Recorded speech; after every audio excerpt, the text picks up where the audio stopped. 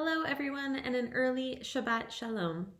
I wanted to share a few ideas about the very first word of this week's Parsha, Vayikra, the name of both the Parsha and the book that we are about to start reading. The text tells us, Vayikra el Moshe v'yidaber elav me'ohel moed, that God calls out to Moshe and speaks to him from the Ohel Moed. And many wonder why it says both Vayikra, and God called, and V'yidaber, and God spoke. Why do we need both?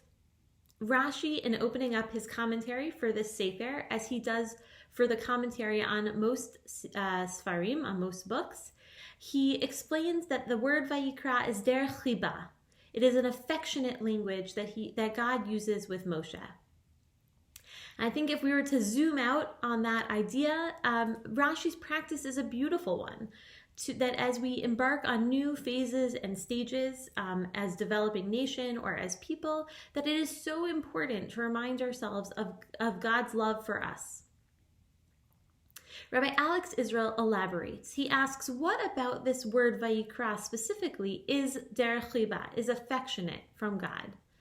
And Rabbi Israel reminds us that at the end of last week's Parsha, we see the Ohel Moed in all of its beautiful finery, and we know that God's Shechina, God's presence, has come to dwell inside of it. And yet we find that Moshe is waiting and sitting on the outside. What is he waiting for?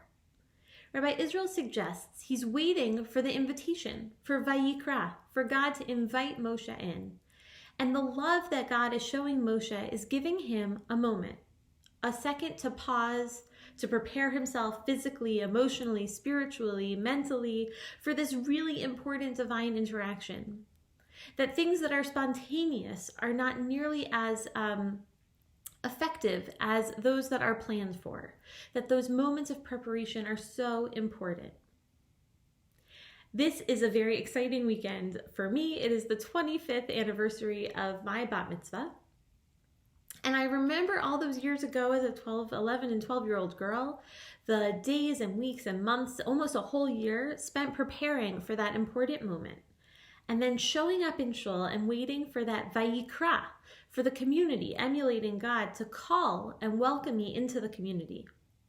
And we tell our bar and bat mitzvah students that it is so important to prepare. It makes that meeting and invitation all the more meaningful for us. Now, 25 years later, I can tell you that I have spent a shocking number of those years in school. I'm almost finished. And I'm waiting for another kind of Vayikra moment, preparing for that moment. And here, Rabbi Jonathan Sachs calls Vayikra not a call, but a calling. God has a specific vocation or calling for each and every one of us. And here, God is reminding Moshe of his calling. The first time we see God call to Moshe Vayikra is at the burning bush way back in Sefer Shmot, Parsha, Perek Gimel, where God says, Moshe, your calling is to lead this group of slaves out of Egypt and into the promised land. And it is quite a calling. And yet here, God is reminding Moshe again of that calling. Perhaps because Sefer Vayikra is a book about the Kohanim and the Korbanot. And perhaps Moshe thinks his job is done. And God is reminding Moshe, your calling is to be the leader of this people, however that evolves over time.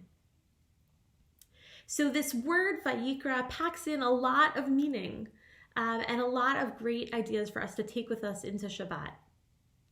First, that this is derech liba, that as we start this new journey as a people into this new way of worshiping God, that we should remember and feel God's love with us always. That we should remember the importance of preparation in maximizing a meeting or an encounter. And that lastly, that if we are so lucky, that we should listen carefully for God's call, to hear God's calling for us, to make our lives more meaningful and purpose-driven. Shabbat Shalom.